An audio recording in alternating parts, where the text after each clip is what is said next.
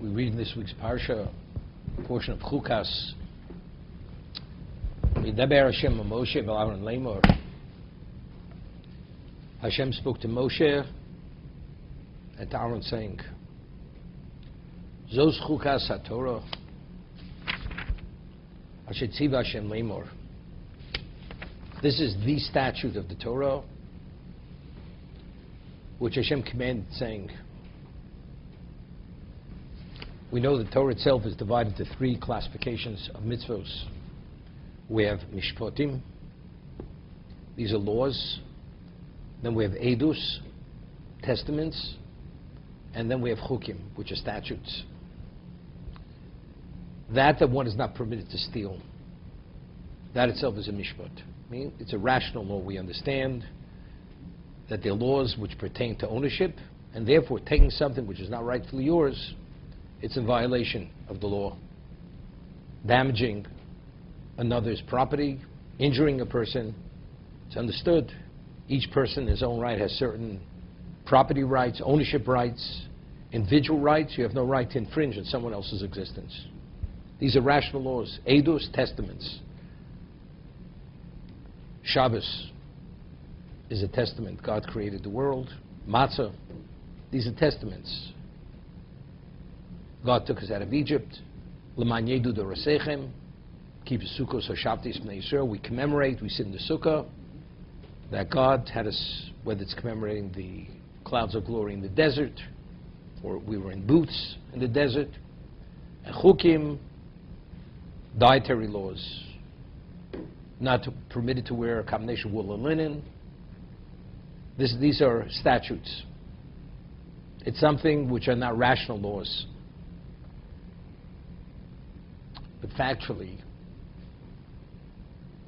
all laws are really chukim. Meaning that what do we do mitzvos? We have positive, we have negative commandments. There's no Rashi HaKodesh in one location explains that due to the Chet Egel, or due to the sin of Adam, eating of the Eitz Hadas, it brought a certain degree of illness, spiritual illness, into existence. It impacted negatively on our souls. The Eitz Hadas, it's tov v'ra, it's the ra, it's evil. Evil was introduced into the essence of the human being. How do you rebuild yourself from that evil? By not transgressing the negative, which is passive. By not, the soul rehabilitates itself. By not indulging in the 365 negative commandments, any one of them, the soul naturally has a recovery period. So that's recovery. And what does mitzvah say? He refers to, that's illumination. You illuminate the neshama. That's the or. It's meir. Meir. The mitzvah says enlightens. So we say ner mitzvah Torah or. What is the ultimate illuminator? So we understand open illuminator is because it gives us understanding. It elucidates many questions. It gives us a sense of many things. The Torah, ner mitzvah Torah or. But according to the Rashi HaKodesh, which is not over here on location, it illuminates the neshama. The soul radiates as a result of the Torah itself, because that's the ultimate illuminator. Torah or, the Torah, because it's a mitzvah saseh, and if Talmud Torah keneged kulam, if Torah itself is the equivalent of all the mitzvahs combined, so one mitzvah is an illuminator, so this is the equivalent of all positive commandments. So definitely, it's the ultimate illuminator. So the neshama radiates as a result of Torah. Moshe Rabbeinu, who was the Kabbalah Torah, received the Torah at Sinai. He was the conduit for Klal Yisrael. It's his Koran Orponov. No one engaged and assumed a level of understanding of Torah as Moshe Rabbeinu. He radiated. So you see what radiated. His body didn't radiate. It was his soul was radiating. This was a semblance of Adam Rishon. Adam Rishon before the Chet, he radiated. What's the radiation? What is the radiance? What does that indicate? That's the Kedusha. It's the holiness of what? Of the Neshama. So what infuses the Neshama with holiness, the ultimate level of holiness? The Torah itself. But what is the Torah? The Torah itself is Chochmas Hashem. That's God's wisdom. We always mention the Zohar, Yisro v'Oraisa v'Kudsha Brichu Chatu. The Jewish people, Oraisa, the illuminator, which is Torah in Aramaic, and God are all one. We're all intermeshed, intertwined. God is the ultimate illuminator. God is the essence of everything. Now, what is our connection? How do we cleave to God? It's through the Torah. How we dovek? How do we attach ourselves? Through the Torah. It's the Oraisa. That is the illuminator.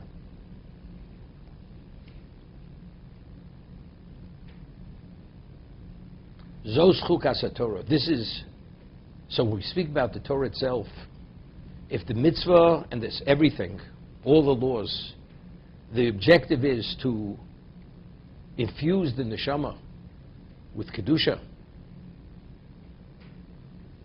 So that we understand something on a rational level, you should not infringe on somebody else's rights. How does that somehow impact on our neshamas, on our souls? That's a rational understanding. Even if God wouldn't have communicated, we would have come upon it ourselves. Because they're rational laws. There's a certain degree of beholdenness. Parent brings you into existence, you're beholden to your parent. Is that the essence, or that's the way we process it?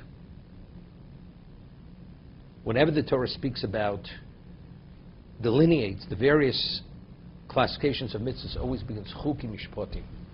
Chukim, statutes always precede mishpatim. Because in its essence, the mishpat is a chuk.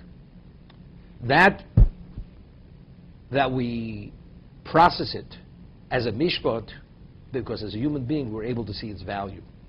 But in its essence, what did God give it to us? We have no idea. It's similar to the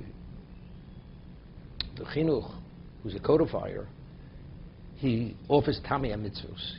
He tries to cull the lessons we can learn from the Torah mitzvos. This is what he's coming up with. From Chazal, from Midrash, whatever it may be. The Torah doesn't in any way reveal this. But it's for us. When we come upon something, there's a concept known as Musa Haskel. You have an experience in life, you draw certain lessons. The mitzvahs, you're not permitted to kill a mother, slaughter a mother and its calf and its offspring on the same day. So the chinuch says, why? Because it's an expression of cruelty. Because as a human being, how do you kill a mother and its child on the same day? It's cruelty. Does the Torah say that's why you're not supposed to? No. But as a human being, that we have emotions and we have feelings, that's what we should actually cull from that. But that's not the essence. That's not the actual reason. But it's a lesson we could draw from that. That certain, in addition, we have certain additional benefits that to enhance our senses of human being, what a human being should be, and be proper, and to be Rachmanim, which is really the characteristic of the Jew, to be a Rachman.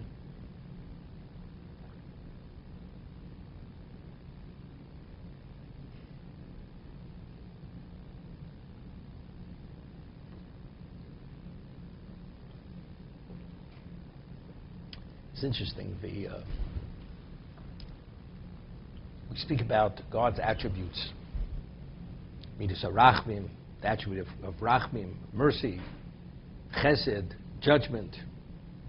It's not the essence of God. We don't know what the essence of God is. It's the only way He relates to existence. For existence, these attributes are necessary. Otherwise, existence couldn't exist. But what is His essence? We have no idea what His essence is. So I'm saying that the Jew has midas harachmanus. We have the innate characteristics of being merciful, which we actually inherited from Avram Avinu. Jews are rachmanim by shonim gomnei chasodim. We are merciful, we have shame, we have conscience, and we do acts of chesed. Those innate characteristics allow us to do many other things. These are human characteristics.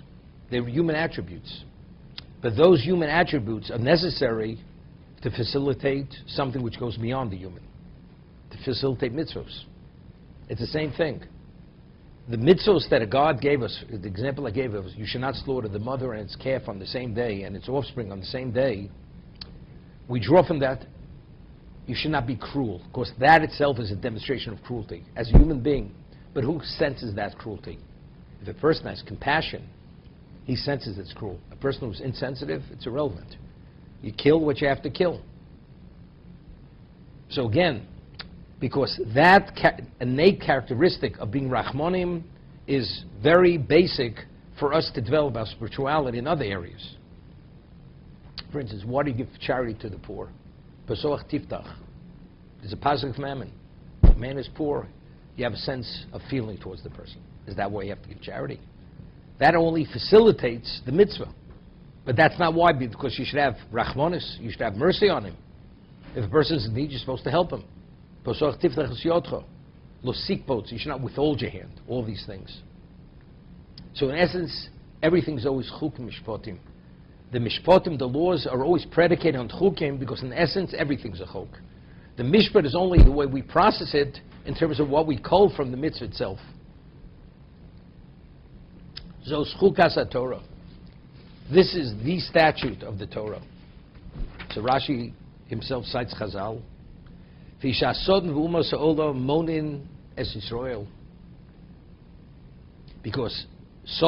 Satan, and the nation of the world, they grieve the Jewish people. What is this mitzvah all about? Firstly, it's irrational. Secondly, as they say, it doesn't make any sense. So the Sifsei Chachomim points out over here, firstly, how do you fathom it? Secondly, it's contradictory. So, Matam Yeshbo means, how's it possible that it has a contradictory effect? It contaminates the pure and purifies the contaminated. Firstly, Ma Mitzvahs, what is this mitzvah? Secondly, Matam Yeshbo, what's the rationale? Because it's contradictory. So what does God write?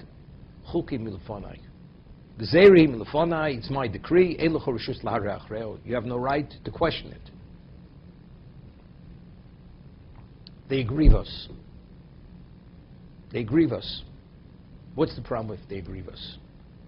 Now, very years ago, somebody once asked me, he says, Rabbi, in the secular, I have the best education, I have experience, I could respond to any question they put to me. But yet, in Judaism, because I'm just a beginner and my knowledge is paltry, I feel almost foolish. When people ask me questions, I can't respond. If a person feels inadequate, he can't respond. Actually, what happens? He says, this is not for me. He distances himself. Nobody wants to be compromised in his presence, in his essence.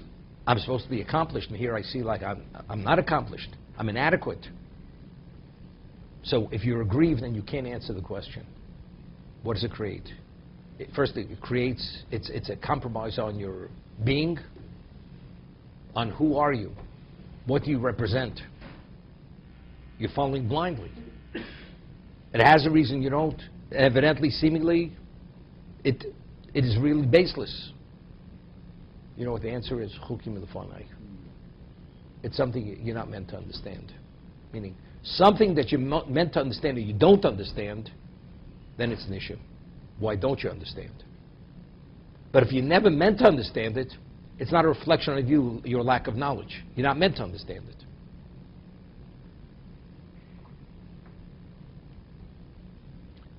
The Gemara tells us that before a person comes into existence, one of the pronouncements on the droplet of semen before conception is Chochem or Tipesh, wise or foolish, wealthy or poor.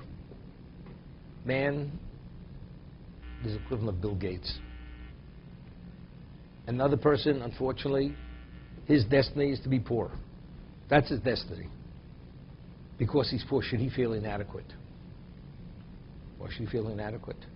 You're wealthy because you had a pronouncement of wealth. It's not a reflection on my inadequacy. I do my best. But as best as you do, all you have, the end result is what God wants you to have. So therefore, it's not a reflection on me. You aggrieve me. It's contradictory. It's irrational.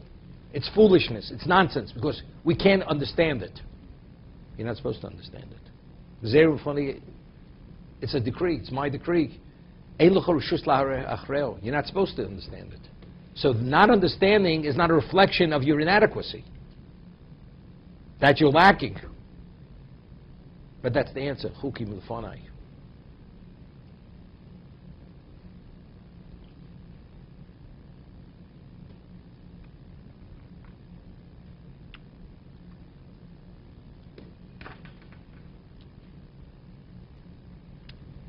You know, the Torah goes out its way to say, speaks about our number is the smallest number. The Jewish people are the smallest nation in the world. Smallest. So, how does it look? I mean, you have nations. India, Chinese. We're talking about the numbers are not fathomable numbers. Other numbers. Jewish people we're talking about, it's a pittance. It's minuscule compared to the others. Is that a reflection of who we are? A person says, something, we need more people. Years ago, there was a person who says, we have to be more lax on conversion, so like this we could actually increase our numbers. Is it numbers? Person has endless amount of pennies. Person has a few million, thousand flawless diamonds, carat diamonds. It says quantitative versus this, but what is its worth? What's the innate worth? Again, what's worth? Worth is the innateness of something. We're not talking about quantitative, we're talking qualitative. If kol hamatzal nefesh achas mi Yisrael is ki lehitzilo lamolei, saving one Jew is the equivalent of saving the world. So what is a Jew? The gross natural product of a certain whatever may be endless. It's irrelevant what it is. But what is the essence of the person? One Jew is more than the whole world. So if you have multiple Jews, it's multiples of the world. Therefore, when you save the Jew, you're saving, it's equivalent to saving all existence. But how do you understand that? How do you understand, how could one person be the equivalent of all existence? Chuki hilefonai. Why are you royalty and he's not royalty? That's just the reality of who we are. Why is the prince and the commoner is the commoner? Because he's the son of the king. That's the reason. If you're the son of the king, you're a different dimension of person. So if God says, B'ni b'chori Yisrael, the Jewish people are my firstborn, and Moshe Rabbeinu says the name of Hashem, Bodem atem l'Hashem Elokechem, you're God's children. So if you're a king's child, you're a prince. So if God says, I value as my children, what are you? It's beyond princes. Beyond that.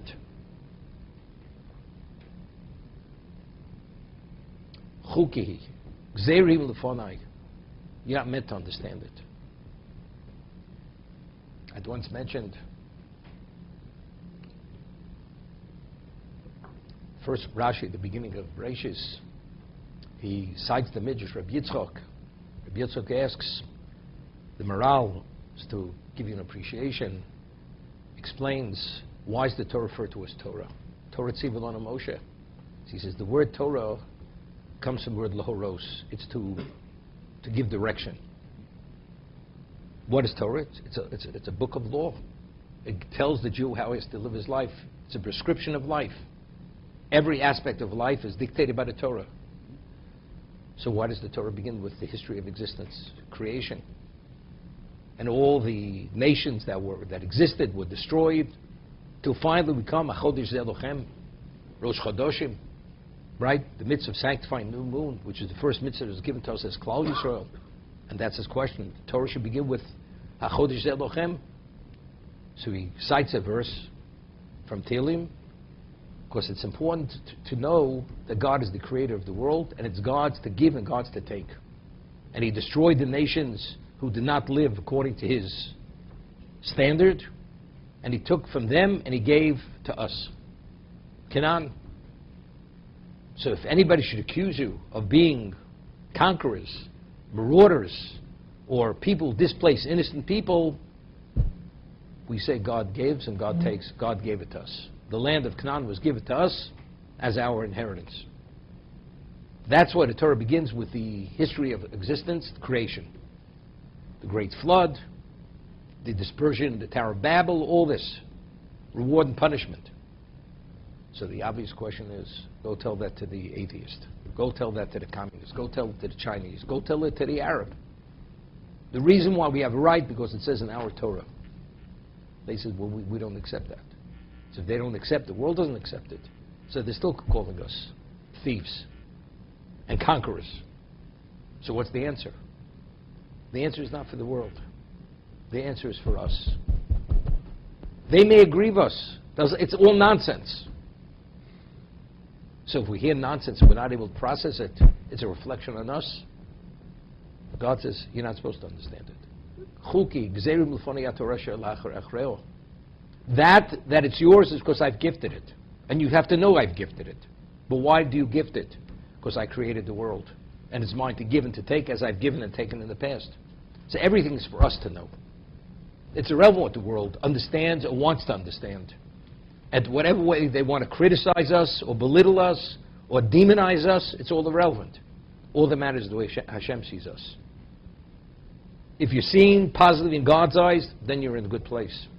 If not, chas v'sholom, it's irrelevant to how the world sees you. They may see you as exemplary, but if you're not exemplary in God's eyes, then we have a problem.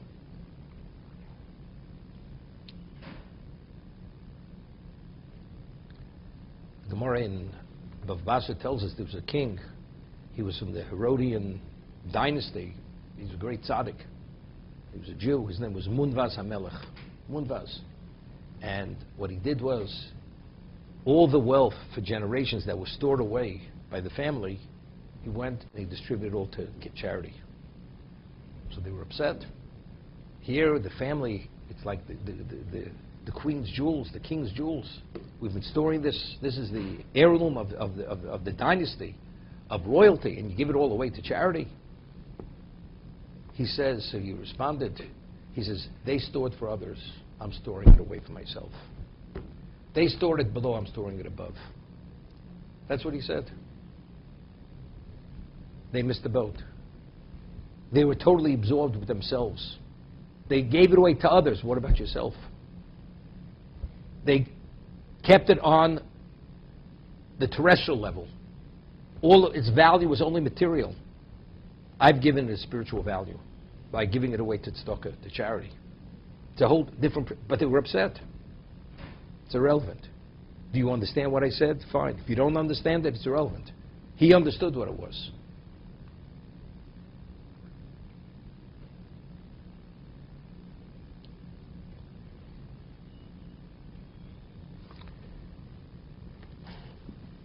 There's a midrash.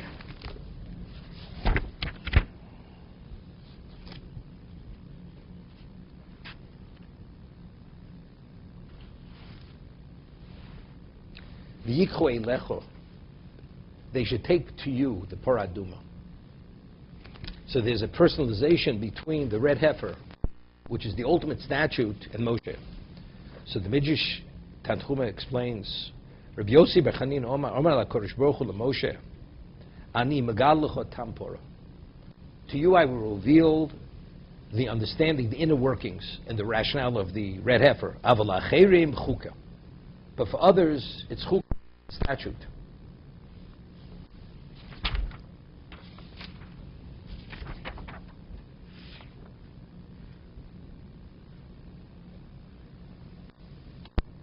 Shlomo Melech, although he was the Chochem Mikol Adam, he was the wisest man who ever lived, he says in Koheles Rechoka, it's beyond me. He wasn't able to fathom it. He fathomed, he was able to come upon all statutes through his unlimited wisdom. His wisdom was the equivalent of the wisdom of the whole Klal Yisrael. But Torah Aduma he wasn't able to come upon. The Chukas, the statute of Torah Aduma. Why not? Why wasn't he able to? Is it only because it's Metaris at Torah and Metamias at Tameim? Because this contradictory factor? Because it's interesting.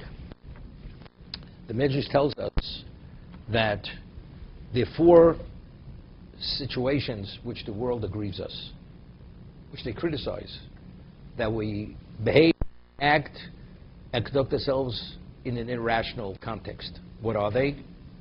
Rabbi Shua the Sichlim Shem Reb Levi Omer Arba Dvorim Yitzhara Meishav Aleim.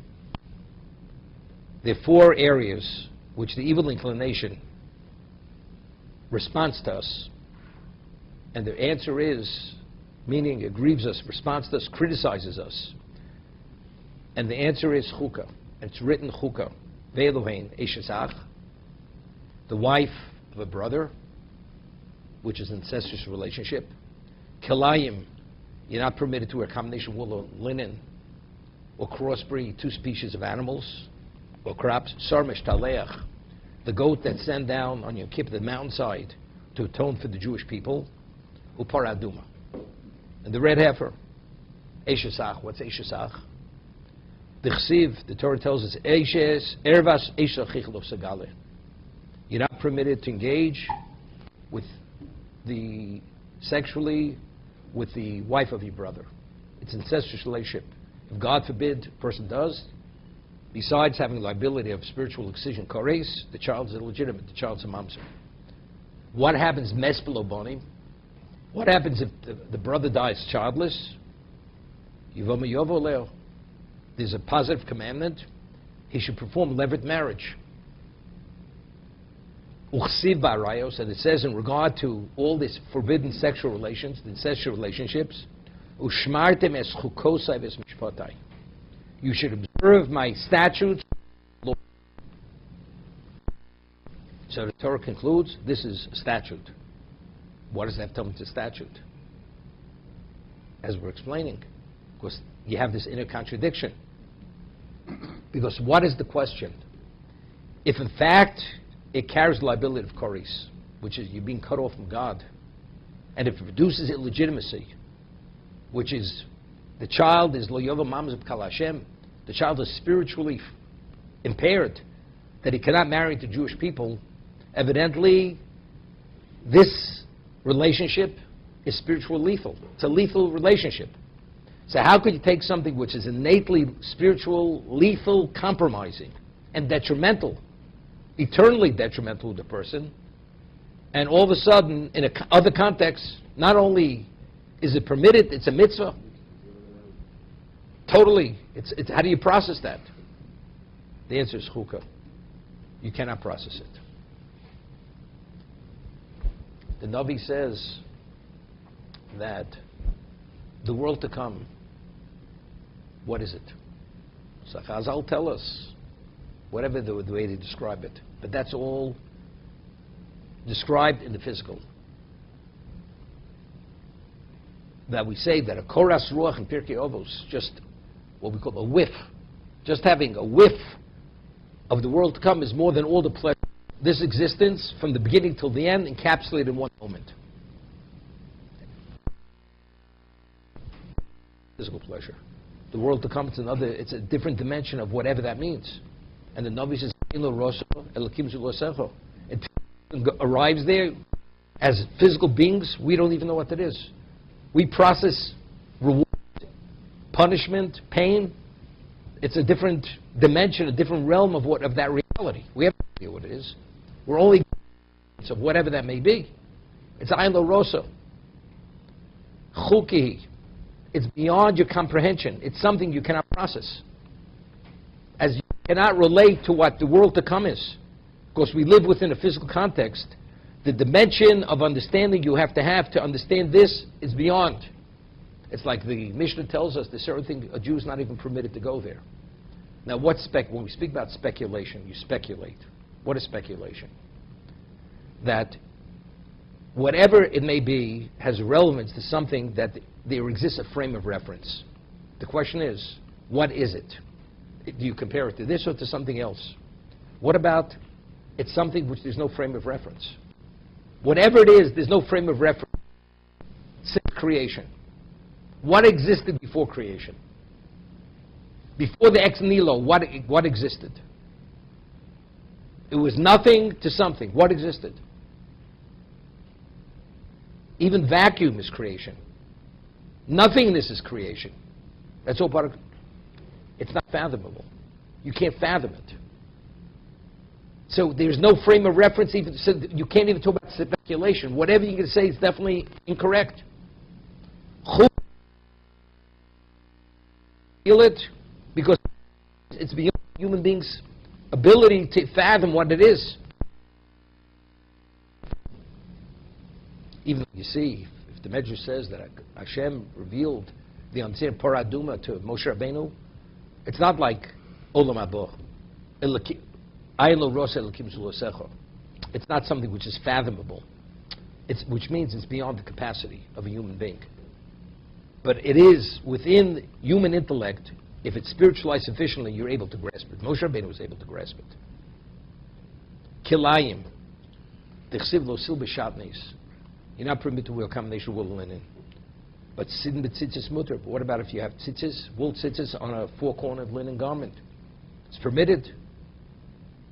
It's a mitzvah. Uchsibba, chuka. And it says it's a statute. What's the Torah addressing? What's the answer? You're not supposed to understand it. As I said, therefore, it's not a reflection on your inadequacy. That you're inadequate, therefore you can't understand it. God says you're not supposed to understand it. Sar mishtaleach, dichsiv, hamishaleach is a sar la'azoz lichabis begodov. The man who's designated to take the goat out into the desert, he becomes contaminated, that even his clothing is contaminated, because it carries the sins, the impurity of the Jewish people on it. Yet it brings about the ultimate atonement. It brings about Lifnei Hashem Titoru. The crimson cloth that was in the entrance to the sanctuary, miraculously turns white. It was crimson, turns white. So something which contaminates the carrier brings about the ultimate level of atonement. What's the answer? Statute. You're not meant to understand it. We find that there's certain types of sin offerings. You can either bring, it's called an adjustable sin offering. If you're wealthy, you bring an animal. If you're less wealthy, you're poor, you bring a bird. Or you can even bring a meal offering. The Torah says that when you bring an animal, the Torah says, Reach nichoach l'Hashem. It's a fragrance to Hashem. Reach nichoach. The reach, the fragrance is nichoach. It's pleasurable to God. Broiled meat, it has a certain desirable fragrance, pleasurable smell. What happens when you take a bird and you burn it with its feathers? Stench. Hashem. God. So the draws from this. As much as little as you do, as long as the intent is right, you do your best. A person cannot do more than his best. But you're a poor man. I'm still doing my best. I'm no less than the rich man. No less, maybe even greater. Because the sacrifice of the poor man is greater than the sacrifice of the rich man. That's what it is. So it's not a reflection of inadequacy. I accept it. I accept, and Hashem says it is the same. It's no less than that. If you do your best.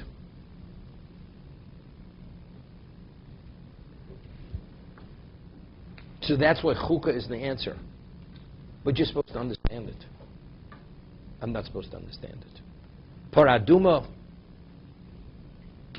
again,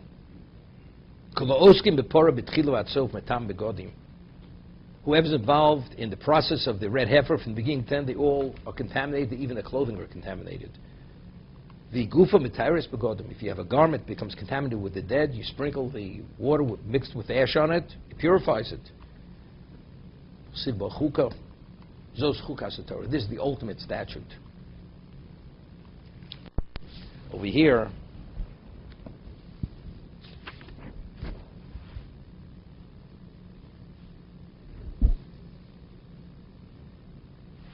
it says the Orach Chaim HaKodesh asks.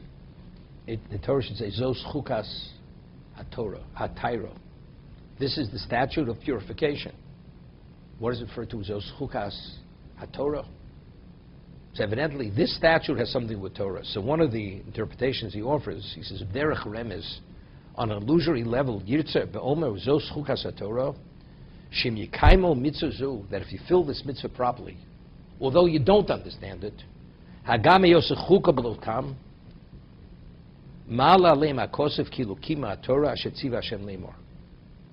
if you fulfill a mitzvah, a human being says, I have to understand. That's part of the essence of a person. To be able to negate your intellect, to accept blindly, it's not simple for a human being.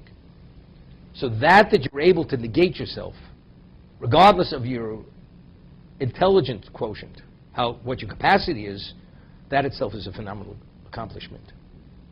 Hashem says, if you do that, I value as if you fulfill the Torah, the whole Torah. A person fulfills a mitzvah although he doesn't understand. This confirms the quality of one's belief. And the commitment of the soul. Through thick and thin, what God wants, I'm there. And this is the indicator. For that reason, since God wants to increase our reward, He wants to give us opportunity, so therefore intentionally He kept it concealed, that it should be a display of our emunah, that despite us not understanding, we still fulfill the mitzvah. I'll give you an example.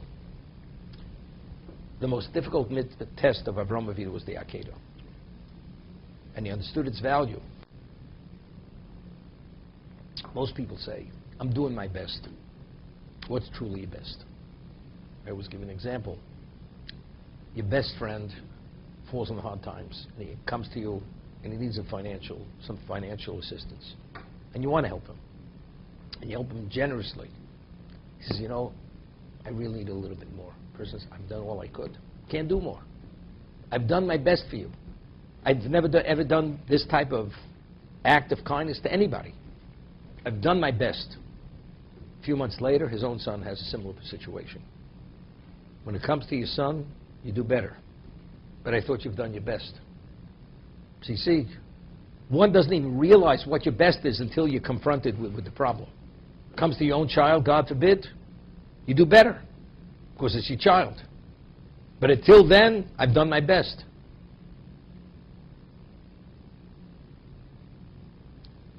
Avraham Avinu, he's told to take his son, bring him up as a sacrifice, and he believed he was supposed to slaughter him. Satan, understanding what the value of, if he should succeed in this, he puts every block in his way. Makes it impossible for him to go.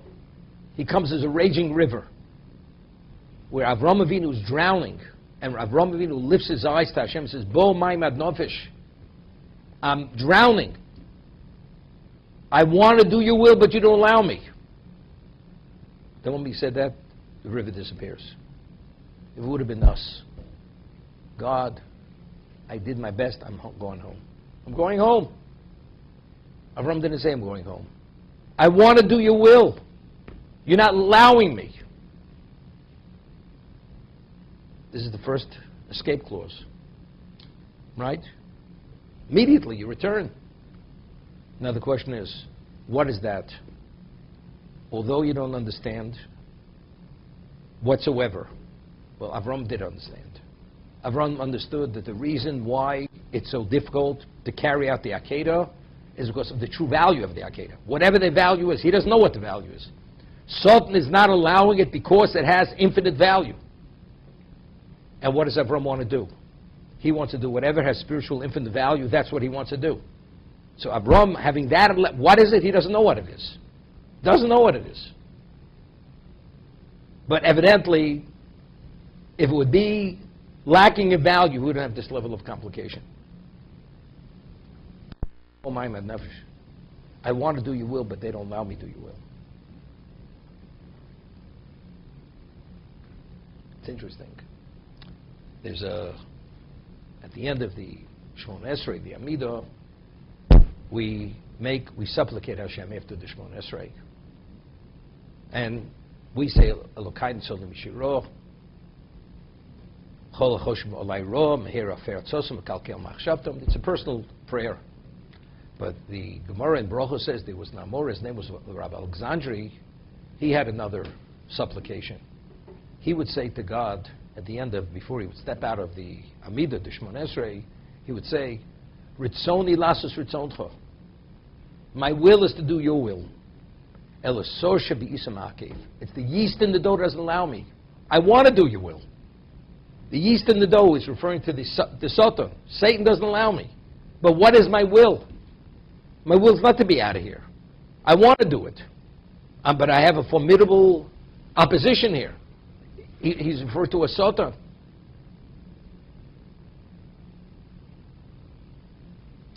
The Gemara quotes the pasuk, Tzadik be'emunah yichya.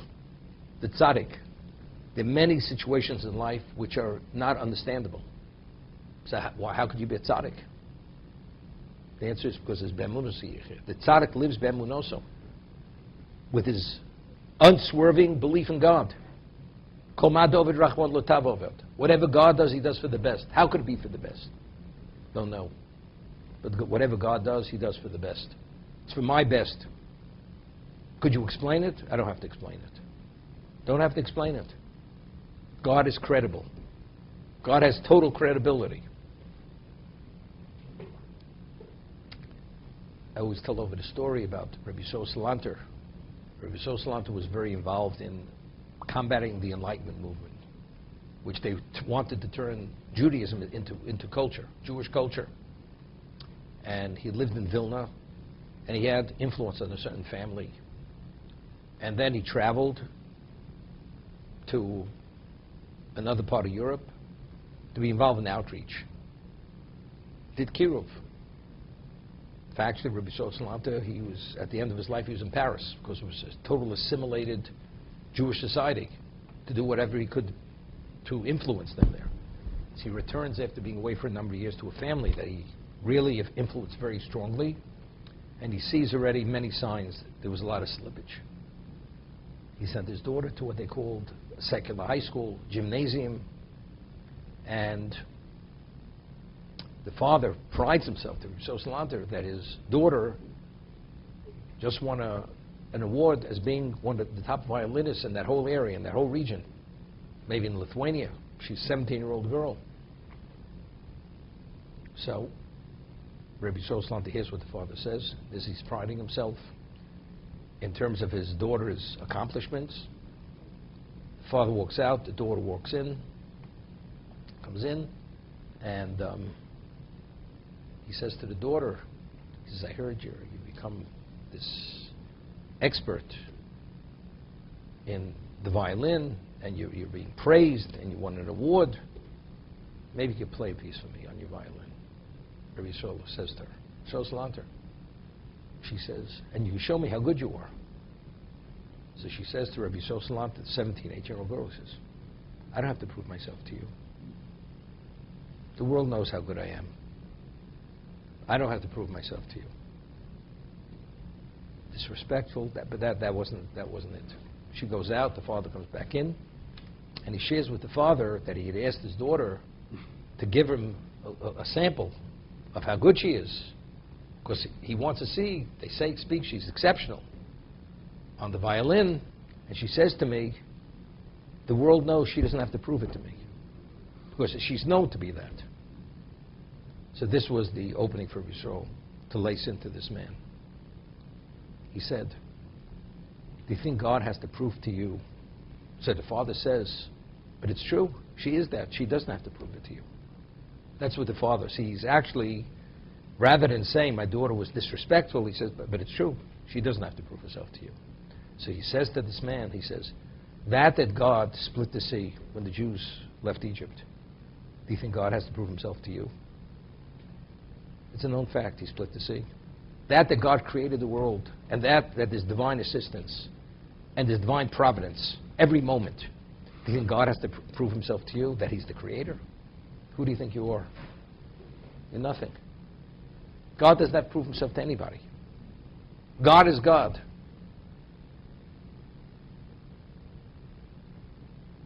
But we have questions. How do you answer the questions? You don't have to answer the questions. Tzaddik b'emunah sheyichya. It's emunah. God gives us opportunities where, despite we don't understand, you accept it. What's its value? So Chukas Torah, God vows as if you fulfilled the whole Torah.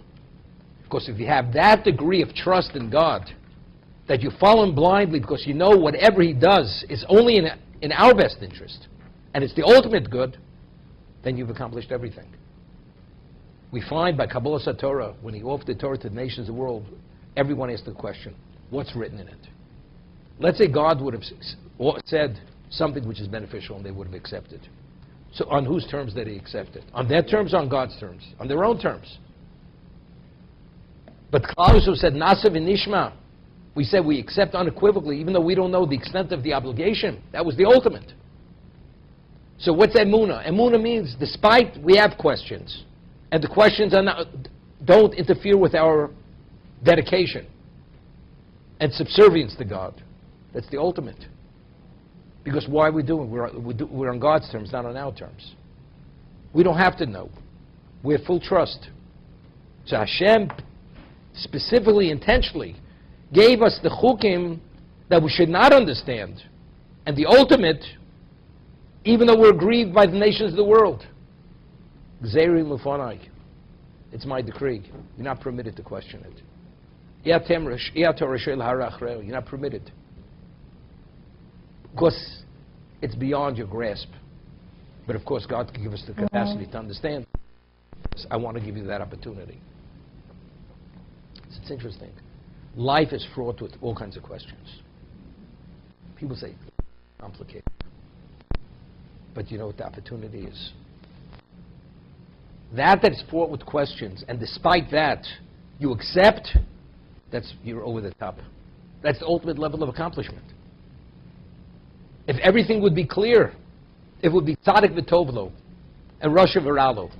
The tzaddik, whatever he touches, he has the Midas touch. And the Rasha, whatever he touches, it's destruction. Don't you think everybody's gravitating to be the tzaddik? But God gives you a confusing situation. Tzaddik v'tovlo. And Rasha v'ralo, the evil is bad, has it bad, and the tzaddik has it good. So you know something? There's no rhyme or reason. It's total confusion. Totally confused. See, everything seems to be random. That's what it seems to be. But God decides. God is creating this complicated understanding, which means you can't put things in place. And this is a question Moshe Rabbeinu asked Hashem, and according to one version in the Gemara, God didn't answer him. Why is it tzaddik v'tovlo, v'ralo, and Rasha v'tovlo? According to one version. Because this is tzaddik b'emunah sheyichya. This is the ultimate opportunity. Not knowing is the ultimate. That's the ultimate situation.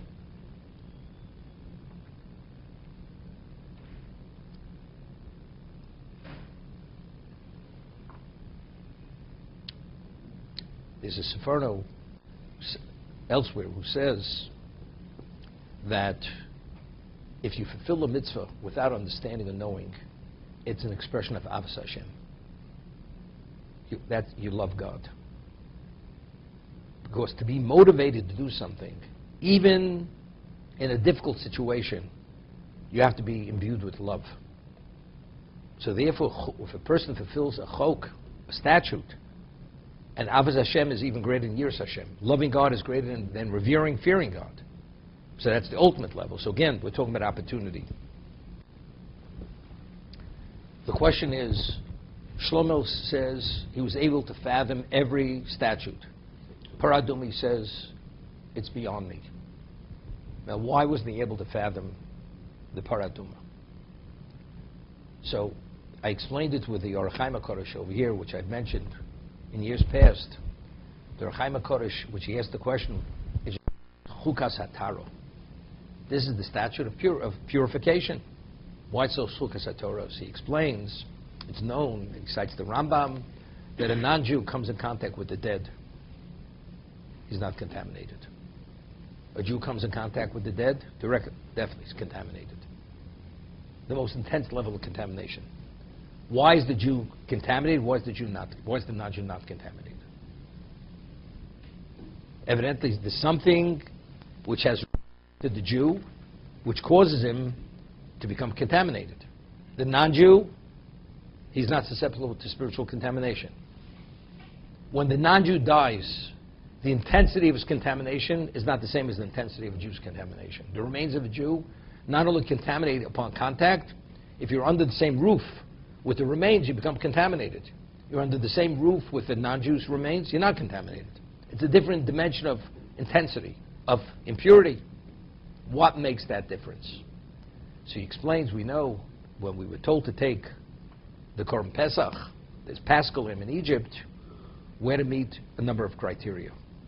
We had to slaughter it, which was an indication of our negation and termination of a relationship with paganism, because the sheep and the goat was the worshipped species.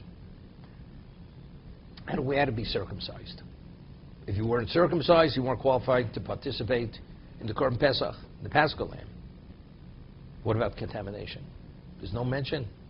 They had to purify themselves from contamination. Yet, the first Pesach that they had made post-Sinai, we have the story. There were people who were contaminated. They weren't able to participate in the Korban Pesach. This is how Pesach Sheni, the makeup Pesach, was introduced. A month later. Why there do you have to meet the criteria of purification? In Egypt, there was no purification. That didn't have to be addressed. So he explains the Orach Chaim HaKodesh, because in Egypt is pre-Sinai. Pre-Sinai, what was our status? We were Noahites. That's pre-Torah. Sinai is Torah. Due to receiving the Torah, we have relevance to contamination. So he goes to explain why. Why, after we receive the Torah, why do we have relevance to spiritual contamination? Contamination of the dead. And therefore, that criteria has to be addressed. And therefore, we need the red heifer, you need parah aduma to relieve yourself. Nothing else could relieve this intense purification, impurity. So, what's the reason? He says, what is it analogous to? He says, in existence, there are nether forces, which are impure forces. Every force that exists has a need to be attached to godliness, or wants to be. It has a desire to attach to godliness. The body is a receptacle of the neshama. So if a person's alive, no question. Here you have the receptacle plus the neshama, which the dimension of the Jewish soul is a different level of dimension. So when the Jew exposes himself to contamination, it attaches itself in the most intense level. Because nourishment, it's like a leech. It attaches itself and it saps. It wants to be associated with that entity of holiness, because that's godliness. The non-Jew doesn't have that. Therefore, the voters have no interest in the non-Jew. What happens after the person dies and the soul departs? What is the body? The body still has kedusha, because it was the receptacle for the neshama. You know, the halacha is, the law is that if you have a mantle, the mantle on the Sefer Torah, even though it's no longer, it's been worn out, it's been torn, you have to bury it. It's called tashmishe kedusha, because its usage was to accommodate something which is innately holy. What is the body? The body is the receptacle for something which is ultimately the ultimate level of holiness. So the body has holiness to it. Because that holiness, the nether force wants to be associated with it. And it's overwhelming. And attaches itself to such a degree that the intensity generates impurity even if you don't come in direct contact with it. That's the Orach Chaim HaKodesh. But what brought about that transition? What brought about that transition? We became the Am Hashem at Sinai. We became the Mamlechas Kohanim. We become God's people. How do we become God's people? By us receiving the Torah. So the spiritual metamorphosis that took place within us, that to Goy Kodosh, that we're able to cleave to God, which before we couldn't cleave to God to that degree. That literally we were attached. What was the catalyst? The catalyst was the Torah. That was the catalyst. Now what's Torah? So the manifestation of impurity that is rooted in the holiness of the Jew. And what is the holiness of the Jew rooted in? Our attachment to God. And what was the that's the Torah. So if the linkage and the basis for the transition and metamorphosis is something, God is infinite, the Torah is infinite. A finite being cannot comprehend something which is infinite. So therefore everything but the paraduma, this is those Chukas HaTorah. Because it's rooted in Torah. Torah is the cause of it. Of the impurity, therefore Shlomo says, it's merchokim mimeni. It's beyond me. It's beyond my grasp. For that reason. Nevertheless, the Medrash says, it's something like HaKadosh Baruch Hu, God shared it with Moshe Rabbeinu. V'yikhu eilecha, to you I will reveal it. Although, as we said, the menorah, it says, te'osa es menorah. It will be made. Moshe Rabbeinu had difficulty with the menorah. So we explained what was his difficulty. Hashem says, if you have difficulty, just take the block of gold, just put it into the fire, and a menorah just evolved. Why? What was the difficulty? So we said, the menorah, which represents Torah Shebaal Peh, the oral law, that's the elucidation of Torah, of the written law, to be able to be effective, to draw those forces, which give you the divine assistance, to give you that grasp, that illumination, within a certain capacity, it had to be infused with intent. What intent does that have to be infused with? The intent of what Torah Shebaal Peh is, what the oral is. Moshe Rabbeinu is a finite being.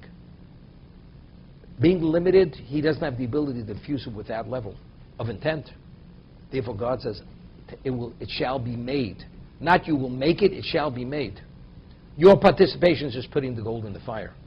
But the actual end result, that it's a mechanism that's able to activate limited force, give you an understanding, the divine assistant, to grasp what the Torah is, that's that God has to infuse it. That's God's infusion. That's teosa. So we see there, because God encapsulated Moshe. This is, understand this detail. The background information, that background information I'm not giving you. That's infinite. So unless he gives you what we call the punchline, the bottom line, you don't know it. Shlomo had to start, had to understand the whole process. It's an impossibility because it's infinite. Yikoi lecha, to you I will reveal it. Just to end, why? According to this, why did Hashem reveal it to Moshe Rabbeinu and not to even Shlomo Melech or to anybody else? Who is Moshe?